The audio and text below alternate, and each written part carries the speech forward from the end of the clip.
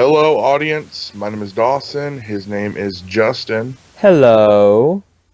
Welcome to episode 6 of the first annual Spooktacular. Today's choice is Justin. So, what are we watching today?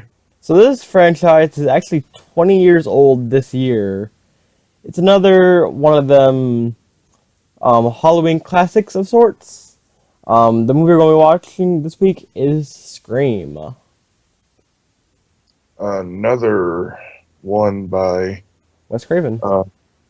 Wes Craven. Yeah. Yep. Well, I could Yeah, he technically we must have haven't. a brain in there to be making all these different kinds of What? franchises. Hmm? What? He must have a What'd you say? special kind of brain in there to be making all these franchises. Oh yeah. I mean, technically we haven't watched a Wes Craven movie yet. We've watched one that's adapted from the A remake original of a Wes Nightmare. Craven movie, but Um, but okay, yeah, let's do it. let's get right into it. And we're back. So we both just finished watching Scream, the 1996 horror classic, and the synopsis of it is Sydney, attempting to cope with her mother's mysterious murder, and her horror movie obsessed friends are stalked by an unknown killer who seems to have a hard time letting the past go. So, first thing I want to say, I really like this movie because it was so self-aware of horror, like the tropes of horror movies. Mhm. I enjoyed that aspect very much so. I thought it was funny a lot of times. Um, I'm really interested to hear what you thought about this, since these are still not your favorite brand of movie. Um, this is the best one we've seen so far. Um, I thought it was pretty good. Um, it is that teen horror movie. Uh, and I'm not really fond of those. I do like you said, it was self-aware of what it was, and that was good. It kind of had that 21, 22 Jump Street vibe, Hmm. where it was very self-aware what it was, and it just they're sticking to the formula. Like, even though there And was like gore and murder, they weren't too serious about it. no, um, I one of my favorite parts is when they're talking about is when Drew Barrymore's character right at the beginning. She was on the phone with Ghostface, Hmm. and he's like quizzing her and stuff. And um, when she's walking into that room to go turn the lights on, they're talking about their favorite movies, and she asks him, what his favorite movie is, or yeah. He's like, "Oh, Nightmare on Elm Street, the guy with the knife hands," and she says, "Oh yeah, first one's good, the rest of them are shit." Yeah. And it was just like Wes Craven. It was just like, yeah, the rest of them are pretty bad, I guess. So you just put it in there, which was funny. When directors can like poke shit at their own movies, it's great. It's great fun. Yeah, and I like that. I thought it was good. Honestly, from the second I had to look at his name real quick. That Billy came through the window. Hmm. I knew he was the killer. Hmm. I just knew it. Though he is not technically the voice of the killer, Roger Jackson is. Um, when I heard him start talking, I don't know why, but I just matched the two voices together and I said, "Oh, you're the killer." Hmm. And remember, I have no preconceived No prior notion, knowledge. no prior knowledge, no nothing of this movie. I might have saw it when I was younger. Maybe it might have been on, and I probably seen little things of it. And I might have seen a few little facts here and there on fact videos, but really, I had no clue. There was parts where I was like, oh, maybe it's Dewey. Um, but then I was like, no, Dewey's an idiot. Um, but yeah, I mean, I knew the only one I didn't really think was going to be, also the killer was, I also have to look at his name real quick. Matthew Lillard, who is Stewart. He Hmm. is kind of the secondary killer. I didn't see that coming, but I wasn't surprised because those two were kind of buddy buddy Hmm. throughout the entire movie, and I felt they had something. there. I didn't know what it was. Um, I thought that see nowadays that costume, that ghost face costume, whatever you want to call it, is very well known. Mm-hmm. And it's not that scary of a costume. I mean, I think I went as that character once for Halloween. And I'm actually pretty sure I went as him for Halloween once. Um, so he wasn't that scary, but it was pretty good seeing him, pop up everywhere because Mm-hmm. there's two of them. They both had costumes. I would assume so, since they're found everywhere. They said in the movie.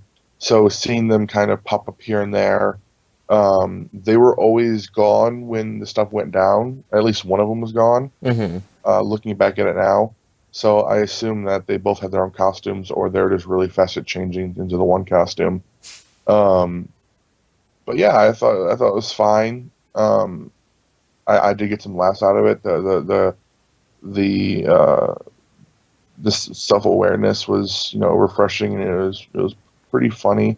Two of the Um, funniest parts for me, at least, were like towards the end, whereas like when I forgot her name, Sydney, uh stole basically all their shit and decided to turn the tables on them, and mhm. when uh Stewart is on the phone, or when God, I'm forgetting everybody's name already. But when her boyfriend, ex guess, because apparently that's the reason to break up. But he throws the phone at Stewart. And it's like, you threw a uh, phone at me. It's like, you were stabbed like 3 times, and a phone's what you're going to yell about. yeah. Honestly, there are so many faces in this movie that are very well known now. Mm, And this is kind of where they began. I mean, you look at Drew Barrymore. I mean, she's a big face. She started as a child star. She was in E.T. mm-hmm. And you have Courtney Cox, who of course was on Friends. Rose McGowan, she was on Charmed. David Arquette is in a lot of different things. Mm-hmm. Matthew Lillard, do you know who he is?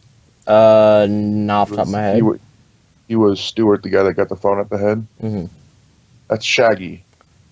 Well, That's the voice of Shaggy, and he also played him in the first live action version. huh.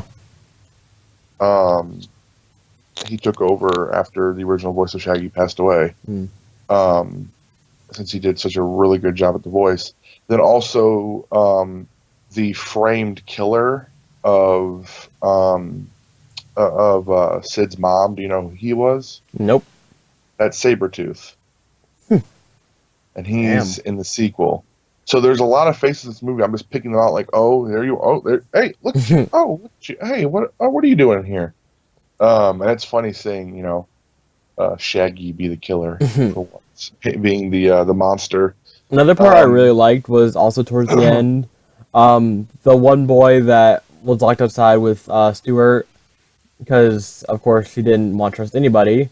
oh yeah, that He was like, that actor. for the first time in my life, I'm glad I'm a virgin, because Yeah, the two boys literally or the Stewart literally laid down the rules like, don't drink, don't have sex, and don't say I'll be right back. And it's like, don't do drugs. yeah, and it's like he wouldn't have died because this movie is so self-aware that it would follow its own rules. I mean, Mhm. kind of. I mean, Stewart was drinking too, um, but it's like I feel like she would have actually. They would have actually let her live if she hadn't had sex, just because of its rules. And that guy survived because he didn't.